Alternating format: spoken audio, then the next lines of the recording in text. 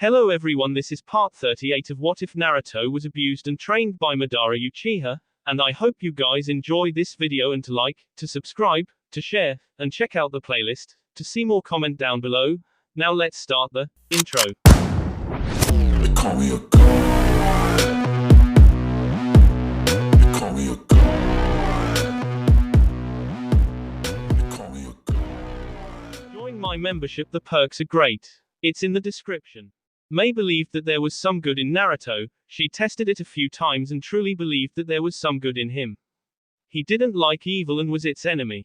However, at the same time he just couldn't be called a friend of the weak and justice. If anything, he seemed to be far more interested in his own, little, plans than anything. She had not thought that he would go as far as to destroy Konoha like that. Even though everyone within the village was still alive, she didn't think he would go that far. He didn't seem to be interested in destroying the village when she talked to him, and he didn't seem to be the type to seek revenge, but he'd done it. Konoha had been destroyed. The Mizukage hadn't wasted time once she received the news. She'd quickly left everything and rushed over to the Imperial Kingdom to see Naruto to demand answers. She turned a blind eye on whatever that he was planning, but now she realized that she couldn't be ignorant about everything. Yes, she had to know what she had gotten herself into.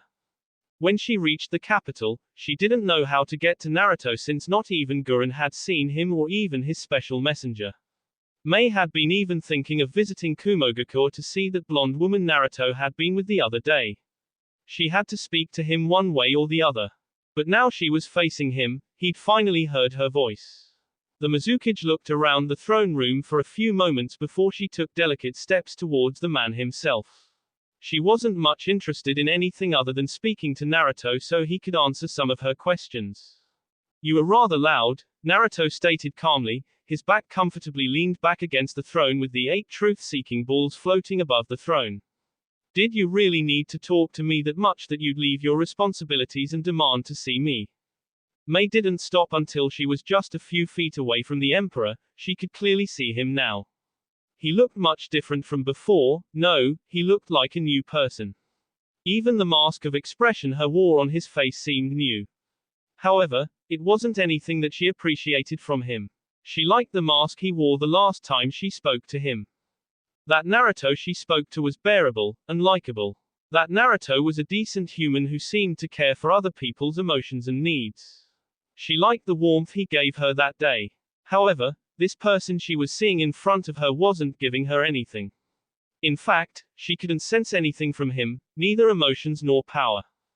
The matter that I needed to discuss with you is of great importance.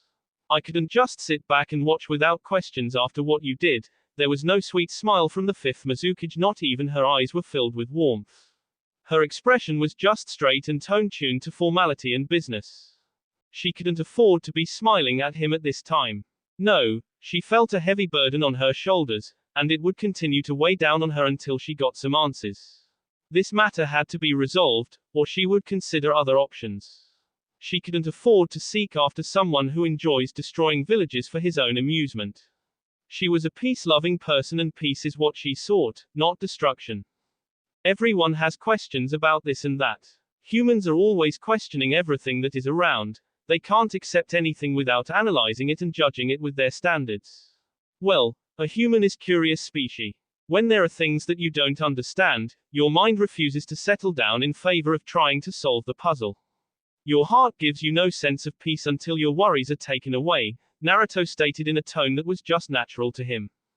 We question things because we are alive, and only ignorant people accept things without trying to understand them. I do admit that I've been ignorant in your plans so far. Even though I knew you had some plans, I ignored to question, and now I find out that you have destroyed Konoha. I should have never been foolish to keep a blind eye on what you had planned. May was shaking her head, her regret clearly evident in her tone. Perhaps if she'd asked when she had the time, she could have stopped the destruction of Konoha. Her own ignorance had been at fault here and she couldn't blame anyone but herself. She'd been acting like a child when with him, but this was just a wake-up call. Yes, if there was any destruction she could stop, she would give in her hand for support. Your ignorance played a part in Konoha's destruction, is that what you assume? Do you think that if you had found out that I planned to clean the village of its rotten state you could have stopped me? May was silent for a few moments before she gave a stiff nod. There may have been something that I could have done. I don't favor destruction as means to solve something, unless it is an all-out war. Do not fool yourself, May. There is nothing you could have done to stop Konoha's destiny. Kami had decided, and there was no human who was going to stand in the way. Even if we turn back time and replay the part, I'll still do it and nothing you would do would make me stop. Naruto's tone was a bit sharp, raining down on May like the sound of a sudden thunderstorm, making her heartbeat become a bit faster. No one could have stopped him from doing what he had chosen, either be May, Yugao or perhaps even Ayami. The choice had been made and he had to carry it out. The will of Uchiha Naruto must always be carried out regardless of the circumstances that surround. He played every scenario that may have occurred if someone attempted to stop him and the result was always the same. Konoha's destruction or foolish humans who understood his pain. Are you saying that if I'd stood in the way you would have removed me? Narrowed eyes bored straight into the black-haired emperor before her. She dared shoot such a question straight at him. And she wanted an answer. She had to know where she stood with him. If he was willing to remove her existence for his own goals, then what worth was she to him? Yes, Naruto gave a simple response. But not in the way you are thinking. Humans, do you always assume the worst picture in anything? He knew what she meant by remove. The woman was thinking death and that was the furthest thing that was away from his mind. Death wouldn't have solved anything, no, it would have just caused problems. What do you mean by that? There is no reason for you to and my problem was with Konoha. Granted you'd stood in my way, I would have just kicked out of the way and proceed with my way. Whether you hate me or like me about the matter is your choice and I can do nothing but accept it. Regardless, there wouldn't be nothing you can do to change the situation, Naruto explained lightly. Oh, I see, May breathed a sigh of relief. Relief. Do you not value your own life, May? Do you think that I would have just KO'd you off the bat because you were in the way? I value my life and know that I have a great role to play in this world. I don't believe you would have KO'd me, but the thought did arise. I'm human, all scenarios have to be considered for my own sanity, May shrugged in the end. While the thought may have aroused in her head, she still believed that he wouldn't go that far as to KO her. Yes, he wouldn't have allowed her to stand in the way, he said so himself. But death wasn't always the answer. Her own death would have caused a major backlash that she was sure Naruto wouldn't want. She was a leader of Kirigakure. If the emperor had KO'd her then he would have turned into a traitor before to the people of Kiri and they would seek his B.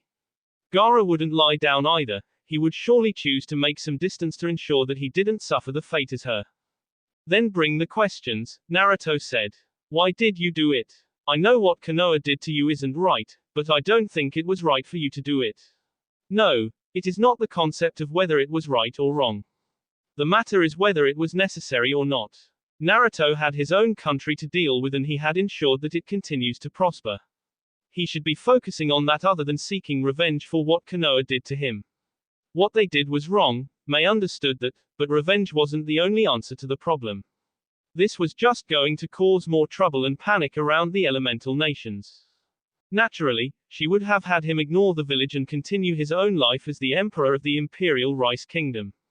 If he focused on that, he could have lived his life without more people seeking his head and bearing hatred over him. Now those people could say that their hatred of him was justified. However, May knew that Naruto didn't care for what those people thought of him at this present time. There was nothing they could do really. Continuing to hate him would make them miserable and they would be miserable because if he saw willed, Naruto could even go as far as to walk in their midst and dare them to do something. It was necessary that I do. Whether it be justice or revenge, I did what I did. Those people are just vile creatures that wear the masks of humans and parade around this world. They refuse to accept that they are wrong, and think that only they are right. I was trying to teach them that, but they still refuse to acknowledge it. But it doesn't matter, they've learned that evil will reward them with a heavy S from Kami. What did you gain by doing it, Naruto? Don't you see that this has caused problems to arise?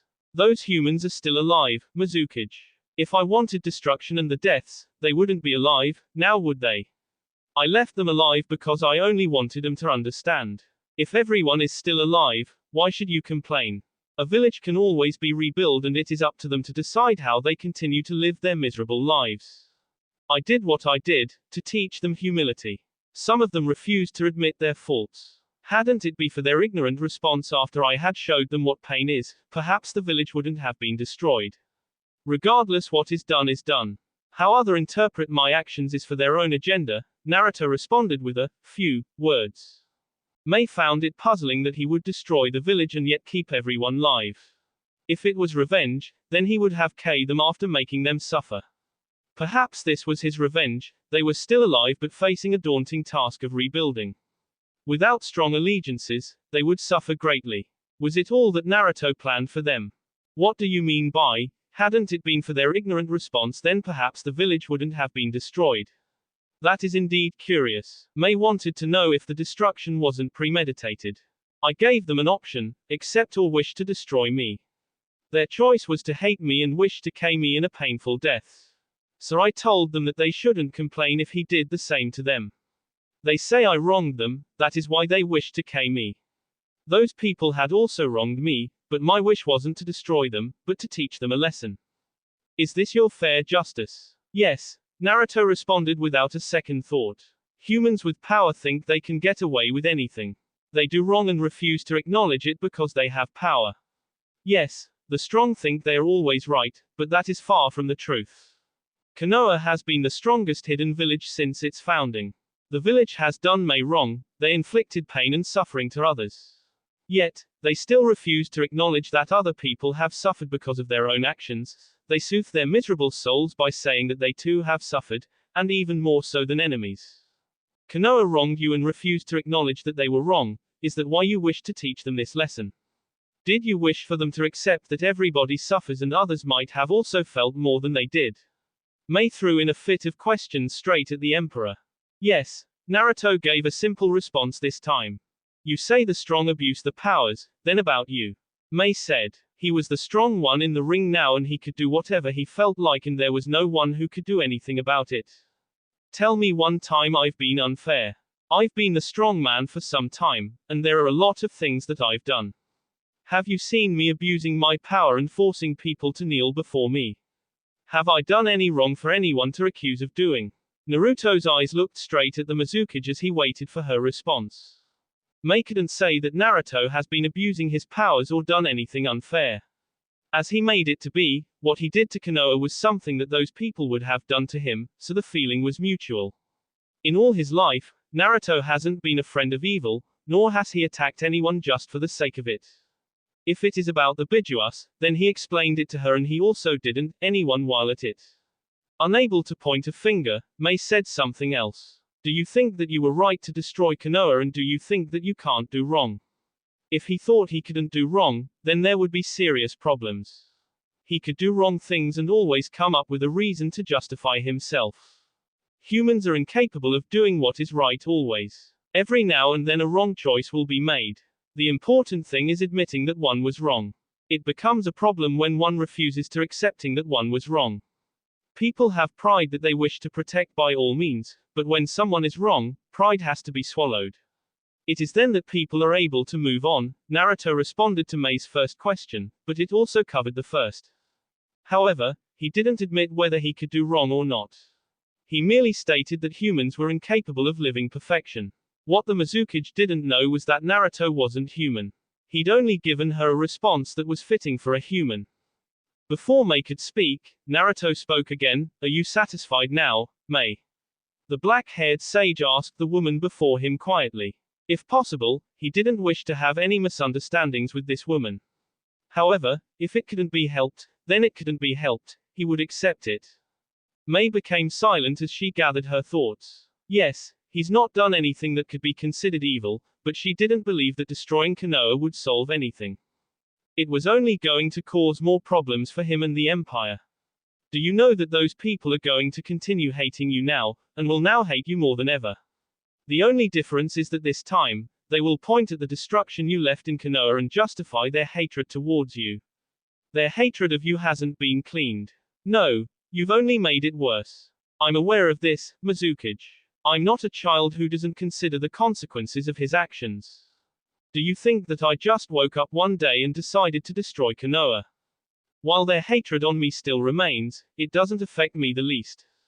I can continue to live my life as I have been, but if they choose to carry on with their hatred, it is them who will be bitter and miserable until they yes, Naruto responded calmly. He didn't care if they hated him or not. He made sure they understood his pain and that they knew that if they did wrong, they would be punished. Yes, the destroyed village would always remind them of their sins. They would look at it from far as the result of their injustice. Yes, I know it won't affect you, but this doesn't do the shinobi world any good at all, Mei said, shaking her head. Right now the world doesn't know why I destroyed Konoha, but some already suspect the reason why, Naruto said before bringing up something. I should remind you that not everyone was caught in the crossfire. Not everyone was there when I destroyed Konoha. Only trash that refused to admit that it was indeed trash lived the destruction of Konoha. Mei nodded. I'd suspected as much since you speak so much about being fair. Granted you were being fair in all these, I figured that you may not have involved even those who weren't trash. Where are the others? They are in the new village I built for them. I told them exactly what happened. Despite being the one that destroyed Konoha, I told these people before I did what I did that whether Konoha was destroyed relied on the decision of the trash. These, good, people knew and understood what I meant by that, Naruto stated, knowing that the Mizukage would ask about it. So, if the trash had accepted and admitted that they were wrong, Konoha wouldn't have been destroyed, is that what you are saying? Yes, Naruto responded. I told the good people that before I engaged the trash. Naruto stood up from his throne and walked towards Mei. I'm going to show you new Konoha, and after that, I'll send you to Gaara so you can explain things to him. Do you have a problem with that? Mei shook her head. I understand your actions, but I wish you'd done things differently. If I see this new Konoha, my heart may stop worrying too much and speaking to Gaara will clear my mind, Mei smiled sadly. Thank you, she said.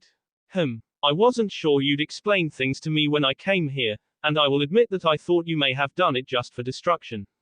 Speaking to you has cleared some of my thoughts, and has proved something to me about you.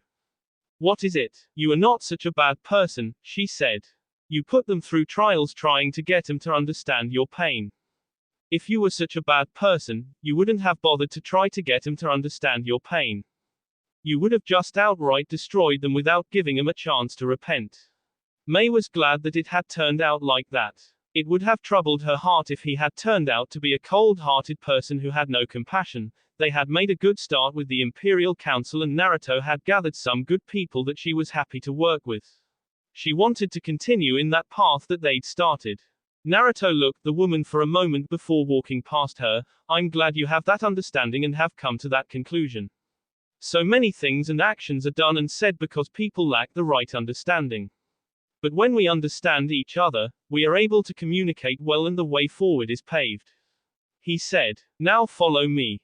Kumogakur. In all his life Ai has always been able to solve problems or at least come up with a sound solution to solve all the problems he was faced with.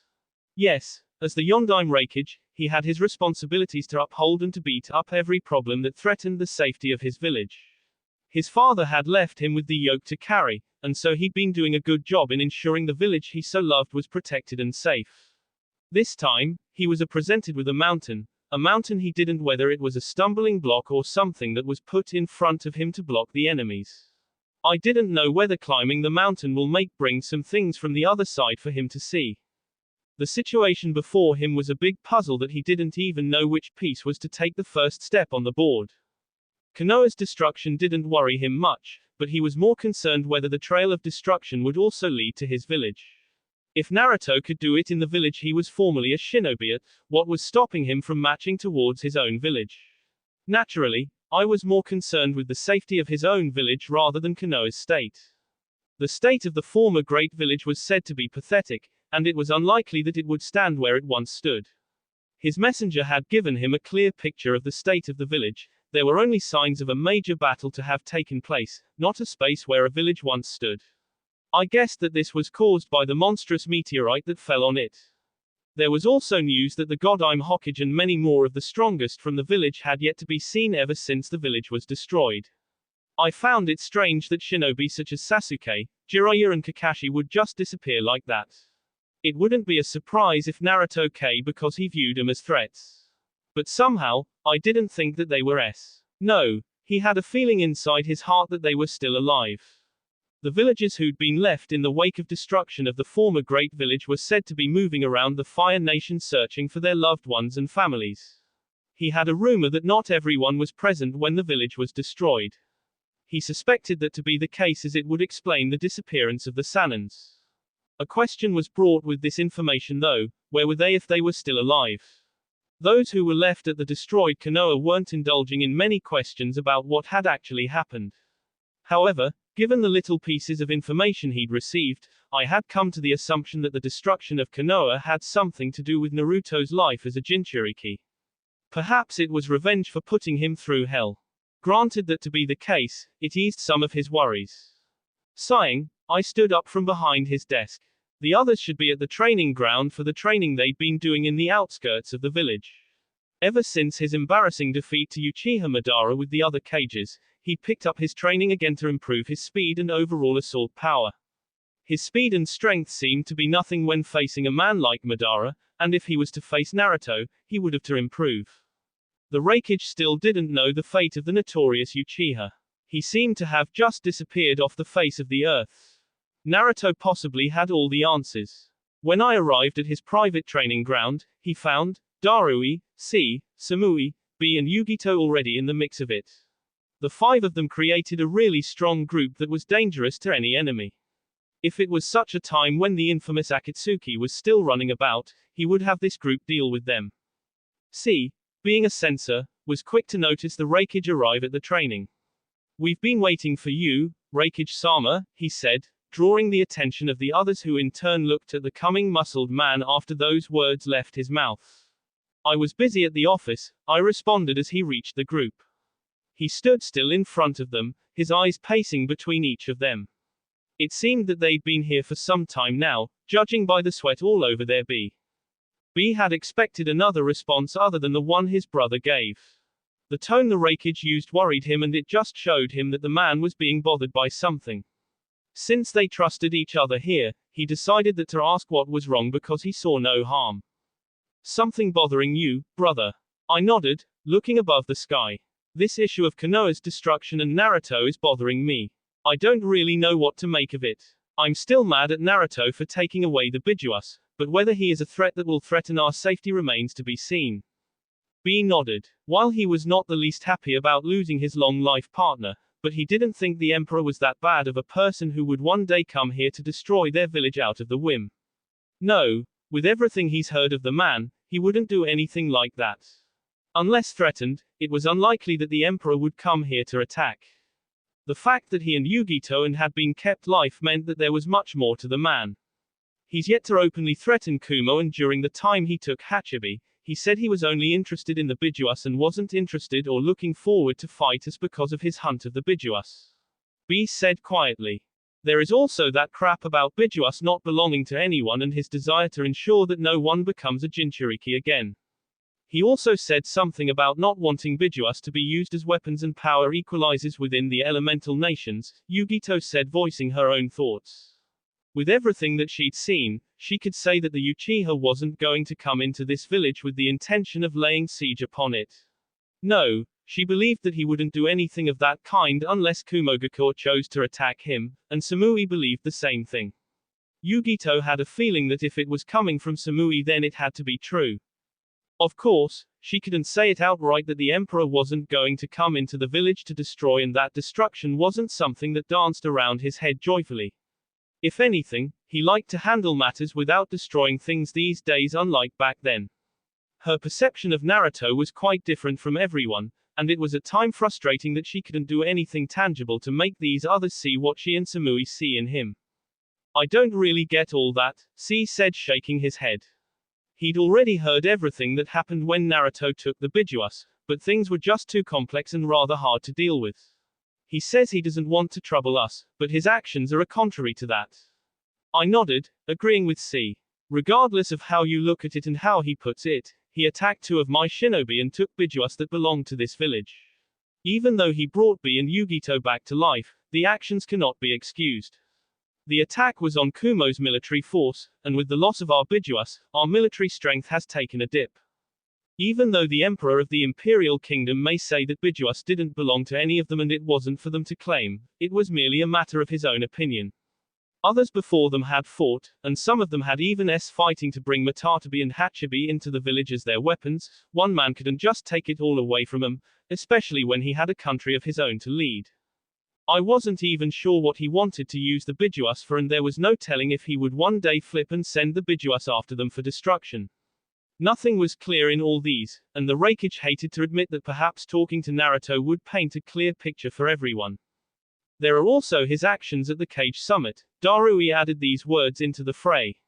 How could he forget? He had been there that day when the Uchiha appeared after the infamous Madara had already made his presence known.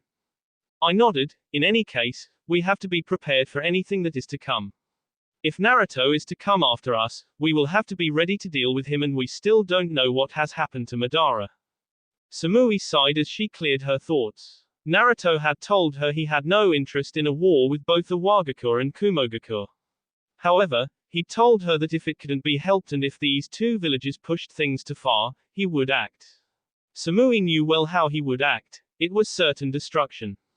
Aside from taking the Bijuas and the incident at the Cage Summit, Naruto hasn't done anything to threaten Kumogakur. He has not said he had problems with us or anything troubling in the past. You must also remember that the incident with the Cages also affected the Cages who are allied with his own country. The same is to be said for the Bijuas. He didn't just take Bijuas from his enemies, he also took Bijuas from his allies. Moreover, there were no deaths in all these incidents. The blonde-haired voiced her own thoughts. I didn't disagree with Samui. I know that, and it makes it a complex situation to handle. However, the Raikage didn't intend to understand Naruto's reasons for attacking his brother and Yugito.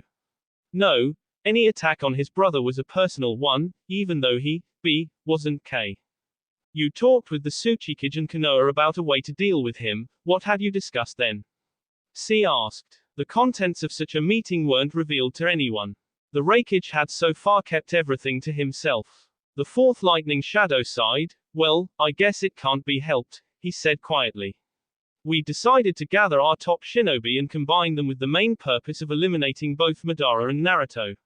You guys were going to be in that group, and Konoha was going to give out Jiraiya, Uchiha Sasuke, Maito Gai and Hitaki Kakashi. But circumstances have changed now. The Konoha team is missing, and even if they were there, Konoha would focus on rebuilding rather than fighting. Granted that they are Kumo and Iwa will need to discuss the matter again. Regardless of how you look at it, the team was considerably strengthened by Konoha's assault team, C reasoned. This is what I've been thinking. But I've not heard anything from Onoki, I said tiredly. This was all giving his mind an overload of thoughts to be processed by the second. This would be clear if Naruto himself was here, Yugito said. However, she was certain that the moment he were to appear, the Raikage was going to pounce on him with the intent of perhaps ending his life. I snorted. I doubt he would show himself here after everything. He's probably hiding in his sky palace. The tone had taken a new turn from tiredness to one mixed with anger and frustrations. As if he'd been there the whole time, Naruto spoke casually, standing on a small rock away from the group. Who would put fear in me that I've to hide myself? You, Konoha, a Wagakur. Do not fool yourself, Raikage. All the eyes turned on him quickly. They'd not even sensed his presence, and the only thing that alerted them of his presence was his voice. Despite the new appearance, I couldn't mistake that voice. It was him, and he didn't need an invitation to lunge at the black-haired sage. His lightning armor was activated in the blink of an eye before he took off. Naruto merely watched as the Raikage lunged at him. It was just predictable. He'd known that the man would attack him once he appeared here. Sighing, Naruto held out his right hand. I drove his right fist straight at the black-haired sage in fast speeds with the intent of shattering his rib cage in one punch. However, Naruto caught the punch with his right hand without even flinching, even though the man appeared in a blur. Before I could retaliate, Naruto's left hand was dangerously close to his N. He knew a single move. Don't do anything foolish. I've not come here to fight, and besides, in my current power, you all merely children to me. I don't dance with children, I beat them, Naruto said, looking at the group that was with I. They seemed ready to enter the fray, and he didn't want to give them a beating. Let me go, bastard, I growled, glaring at Naruto. He could try to struggle, but the moment Naruto caught his right hand, his mobility shut down, he couldn't even move the slightest and his lightning armor had just shut down. He could also feel that his chakra was leaving him. Sometimes you act like an immature brat. How foolish of you to attack someone without even thinking. I can KO you right now because of your foolishness. Even these children have grown far better than you, they know when to attack and when not to. But because you've allowed your petty emotions to cloud your thinking, you just lunged at me, a stupid. I felt like he was a 6-year-old child being scolded. And the fact that Naruto was still holding his hand firmly didn't make him feel any better. Without words to say, he merely growled in response. Should I Should I break your hand or both your legs for this reckless action? Tell me, how should I punish you? Naruto asked quietly, his hold on I tightening by the second. C couldn't believe what his senses were reporting to his brain.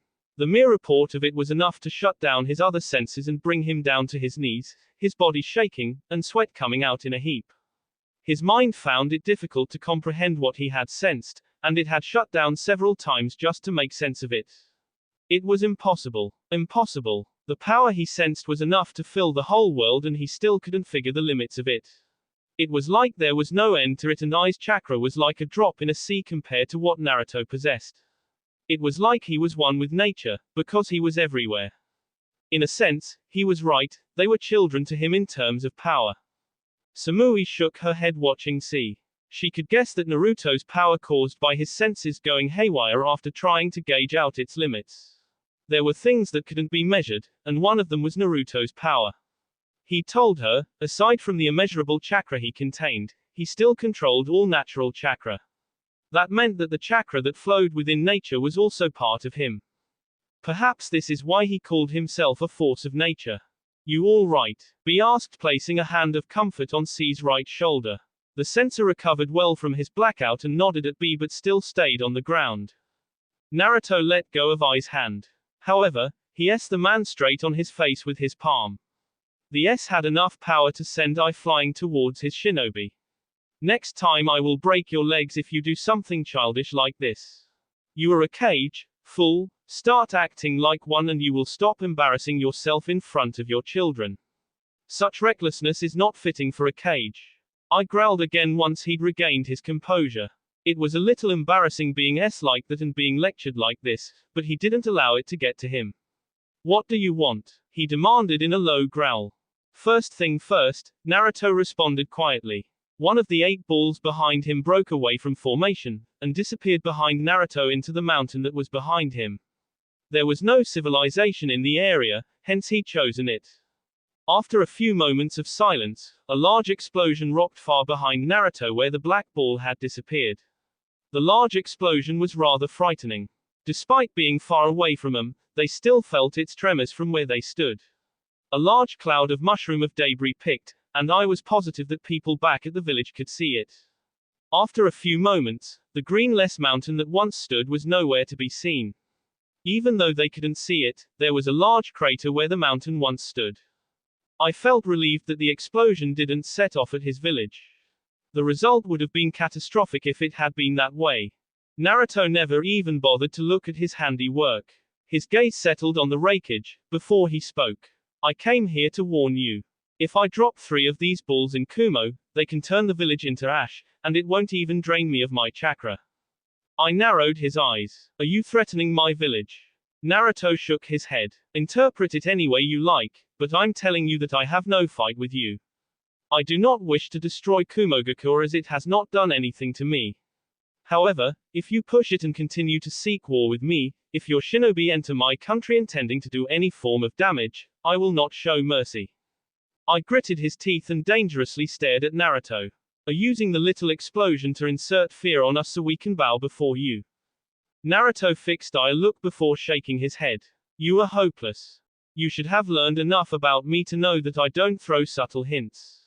If I wanted you to get on your knees and become my pet I would have told you so. However, you have allowed your wild thoughts to picture such an ignorant picture of me.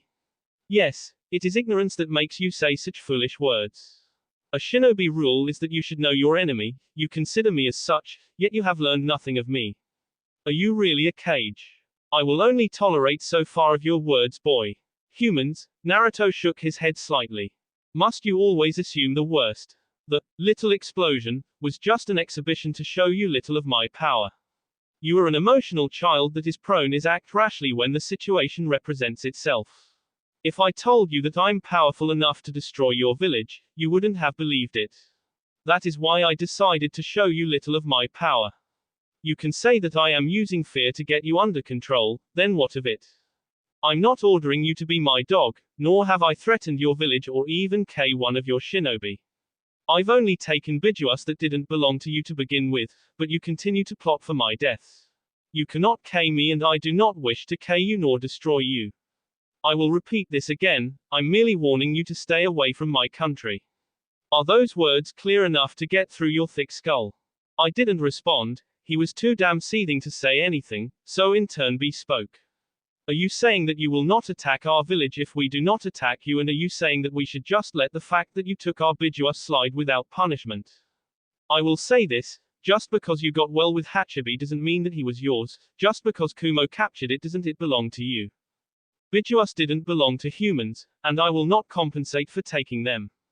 I will say it once again, I have no interest in EU people or forcing you to do my bidding, but if you threaten the safety of my country by attacking it, I will do horrible things to you. Naruto turned away from the group. Iwa is sending someone to my country to settle things diplomatically. She will be heard and returned back to her village with words that will stop Onoki from doing anything foolish. I've spoken to you, if you don't listen, then I will end you and I will not be repeating my words again. Naruto disappeared after those words left his mouth. What will we do, brother? KB asked the seething Reikage. The decision I would have taken after this was to gather his forces and march towards the rice to destroy it, but that would not be a rational choice. I'll speak to the council and hear what they have to say, and I will hear what Iwa will do after they receive word from him. Samui sighed tiredly and looked at the heavens. I hope you make a choice that is good for the village, Reikage-sama, she thought. Konoha. To think that Naruto would destroy Konoha and leave it in ruins. No, there wasn't even a trace of their buildings that they had once built over the years. Everything had been crushed under the monstrous meteorite that fell on their old village. The kind of power to single-handedly destroy the entire was something that Tsunade feared. She had never felt so much anger than the anger that rained down on her shoulders when she'd seen the destruction he dished out to the village her grandfather founded. She wasn't the only who was infuriated by what Naruto did. Anger towards the blonde was the mutual feeling they had for the emperor of the Rice Kingdom. Those who had been unlucky to be burned and crushed when he destroyed old Konoha were the ones who held much more anger than others. It wasn't that Tsunade could blame them for feeling the righteous fury they felt. If such things as gods existed, then they would all be down on their knees praying to the god to punish the demon that was in Naruto. Something that would soothe their souls would be watching him before their eyes. It wasn't everyone who was angry with Naruto. Some of the people who had been left in Konoha weren't so angry with the former blonde Jinchuriki of the nine-tailed demon fox. In fact, they appeared humbled and much calmer than anyone who was seething because of what had happened. Tsunade found it laughable that they'd been forced out of Konoha because Naruto said so. She remembered it well when he told them about it. Flashback. A group of Konoha people gathered around in a bundle looking at the second location they'd been brought to. At first, they were taken away from the beloved home of Konohagakure no Sato, and taken to another dimension, to the nun shinobi. It was just another place. They didn't spend much time there as they were sent to this second place they were now. Those who took runs outside of Konoha walls knew that this wasn't far away from where their village was located. It was no shock or surprise to know who had been teleporting them, and they'd been told that their home was most likely to be destroyed by that man. He told them this with a straight face. Depending on the answers those people who are not with you here give me, I will either destroy Konoha, kill them all, or leave them alone. If I so choose, I can do both, destroy Konoha and kill them, but to be fair I will do one thing. Granted they become what I wish, you will be returned to your home safely. Those were the words that Naruto had told everyone once they had been brought into the other dimension, a place that was just empty of any life form. Of course they'd not been pleased to hear that their home may be destroyed, and some had voiced the thoughts out loud to him. Why are we the only ones here and why are the others left in the village? Naruto had responded with a simple answer that didn't surprise everyone. Most people had already suspected as much. You are here because you're bearable before my sight.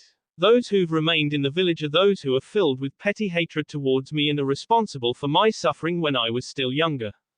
After those words were spoken, many voiced out the thoughts and worries for their loved ones, and pleas for Naruto to reconsider his options were thrown in the fray, but the emperor had refused to listen to any of it.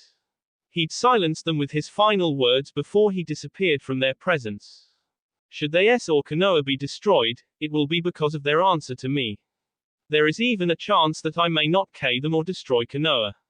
This is a chance that will have everyone return to their loved ones and to their homes. Just to be clear, I will tell you this, the reason Konoha will be destroyed is because those people will refuse to acknowledge that what they did was wrong. If you are here and you used to hate me for the Kyuubi, then it means inside of your heart, you've realized that you were wrong to do what you did and were truly sorry. Those that will face judgment are those who refuse to accept that they were wrong. Should Konoha be destroyed, it will be because I showed them my pain and they still refused to understand and admit that they had no right to do what they did. After hearing this, can you say that this is revenge or I am not being fair? Konoha's destruction lies in the hands of those fools who are left behind. It will be their choice that will decide the fate of Konoha. Everyone dreaded for the worst when Naruto spoke those words. They knew that those who still hated him were not going to change, and between admitting their faults and standing firm on their pride, they would choose their pride. Should they do that, that would seal the fate of Konoha and no one had any doubt that Naruto was serious that he would destroy Konoha. They had two choices if Konoha was to be destroyed, hate Naruto for it or hate those who chose to remain foolish and hold their hatred high above all things. Naruto had left things clear for them to understand clearly. He had the power to destroy Konoha, but wasn't willing to do so. He wasn't after revenge to anyone who wronged him. He just wanted them to understand and admit that they were wrong. If they refused to admit that they were wrong, then he would be forced to destroy Konoha. The ones in Naruto's dimension understood it perfectly that it was wrong to hate Naruto for the Kyuubi, and would also like the others to have the same mindset as they did. However, that didn't mean they agreed with Naruto's methods. What they did come to understand was that it wasn't revenge that Naruto was after, but he just wanted them to admit their faults and learn humility. If it was revenge, then many more people would have been left behind at Konoha. Now, almost half of the village's population was here in this dimension. After minutes of pure dread, they were finally transported to another place, out of the dimension. They were brought to this place, their new village as Naruto called it. Right before their eyes, Naruto leveled the ground, creating a clear ground. A large wall sprouted from the ground and surrounded the clear ground Naruto had created. Everyone just settled for watching him when he moved forward to create a mountain. Right there and then, he created the Hokage monument with the faces of the previous cages. After that, he'd gone to stand in the center of the ground. His hands hit the ground and the earth had shaken at that time. Houses began to sprout from the ground in different sizes and formations. In the outskirts of the village, another forest-like training ground 44 was formed and a few streams of water were formed within the walls of their new village. They'd watched Kami create a village right before their eyes in just minutes. If it weren't for the mixed feelings, their awe for his abilities would have been expressed in words. This was just creation at its highest level, the use of Mokuton, Earth and Suton was just at level best. This wasn't the work of a mere mortal, but this was the work of a god. Their awe had stopped them from questioning everything that he was doing. The fact that he was creating a new village meant that either Konoha was destroyed or their fellow villagers were killed by him. But just seeing him work in silence with a concentrated look on his face made them settle for watching him and ask questions later. After he'd completed everything, he'd taken the air to overlook the village he'd created and seemed to marvel at his work. Sunad had gathered her thoughts after that to question the emperor while she was still grouped with the rest of the villagers who were taken out of Konoha. What is the meaning of this, Naruto? The answer was clearly obvious, but it felt like the right question to ask at that time. There wasn't anything else that the Hokage could think. Everything was just overwhelming her like a flood caused by a tsunami. All this was surprising and shocking, and it put her thoughts into disarray. She wasn't the only who was having complicated thoughts bouncing up and down in her head, others too were facing the same thing. Shikamaru looked at the Emperor carefully. He had a feeling that he understood everything too well. The answers were given to him in black and white, and he could see them perfectly. Naruto's earlier words had painted visible picture inside his mind. Anyone who had enough brains to understand those words and his actions could conclude what all these meant. The Nara understood that Naruto had only stayed in Konoha because he'd thought they would change. He hated the villagers, and that wasn't hidden from anyone. What made things worse was that no one was finding the courage to go before him and apologize for what they'd done to him. An apology was the least they could do, and Naruto would have accepted that. But those people still couldn't do that. They refused to admit their wrongs. Shikamaru understood it perfectly. Naruto just wanted them to admit that they were despicable humans who wronged him. By all means, that was righteously true. They were despicable humans who wronged him because of their hatred.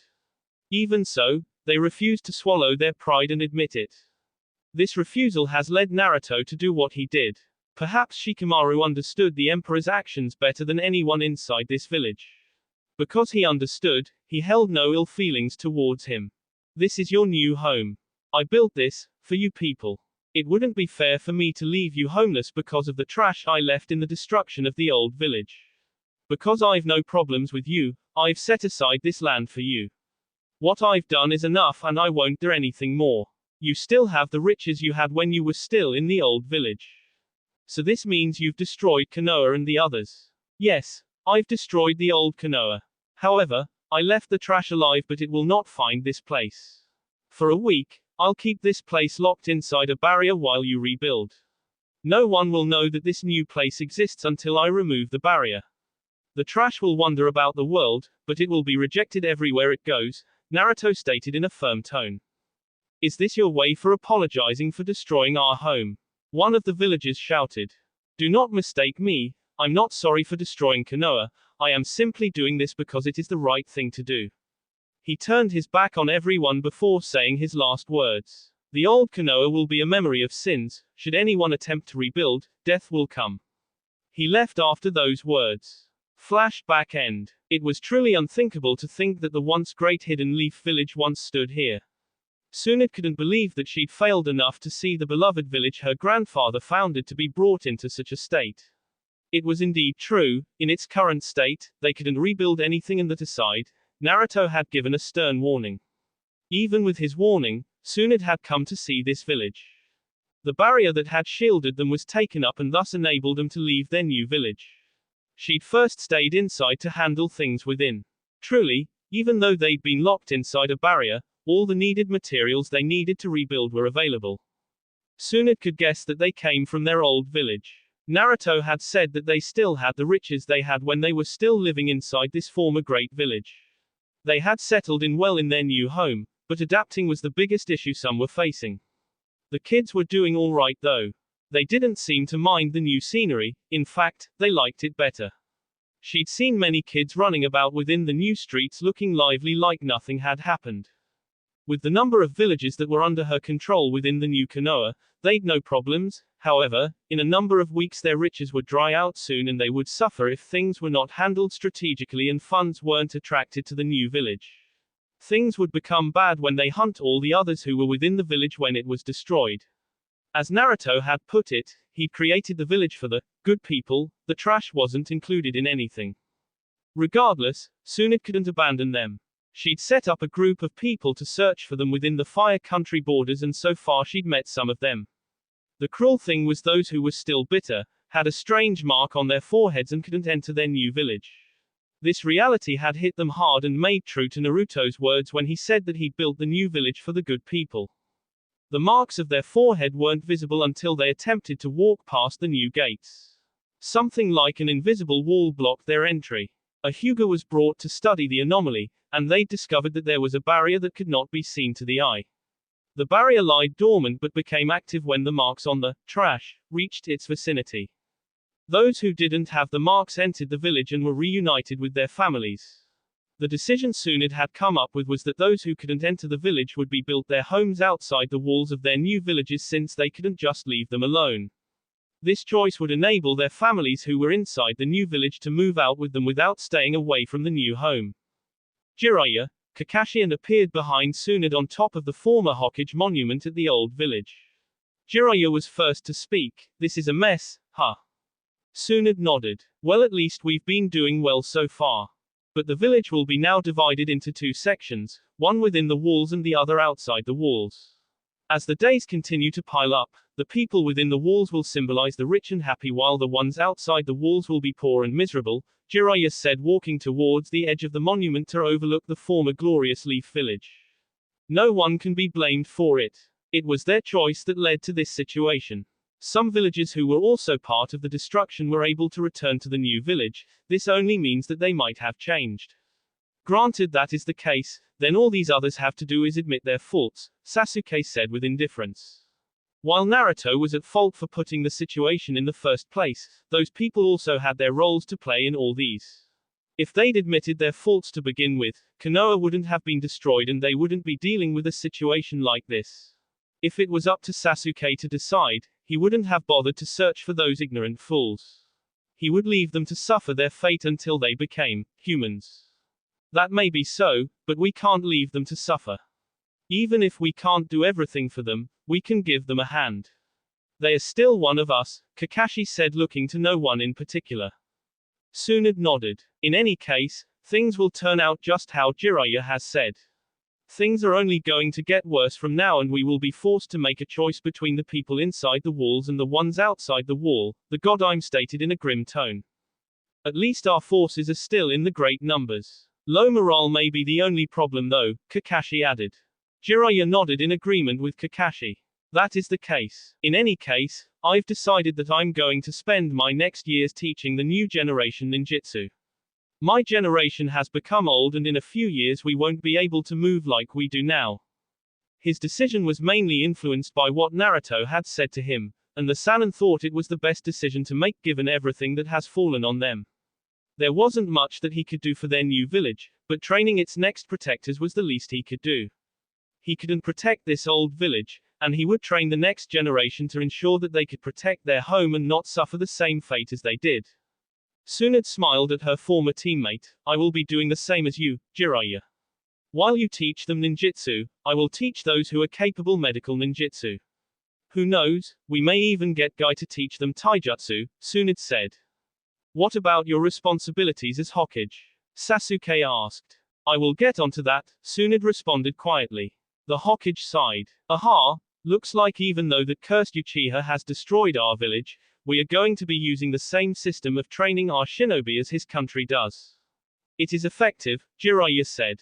Before Naruto was banished from Konoha, they'd been able to get some intel on how some things were run in the Imperial Kingdom since Gurren was supposed to come to Konoha and speak to them about a possible alliance. Shinobi in the Imperial Kingdom were trained differently from other villages. Their shinobi academy was very different from Konoha's. Students weren't just taught the basics within the academy. Students enrolled from age 7 and for 2 years they were to be taught everything Konoha's academy taught and some. It was said that after this, students would be divided into groups based on their specialty.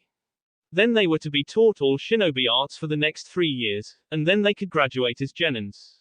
Well, that was the plan anyway. Tsunade nodded. I looked at it and it does seem to be the most effective method of raising strong shinobi. She paused and turned to Kakashi. This leads me to the next issue. Kakashi sighed. This is what I was dreading. You are going to quit being Hokage and make me your successor, aren't you? The Jonin had foreseen this coming. He looked at Sasuke. What are you going to do?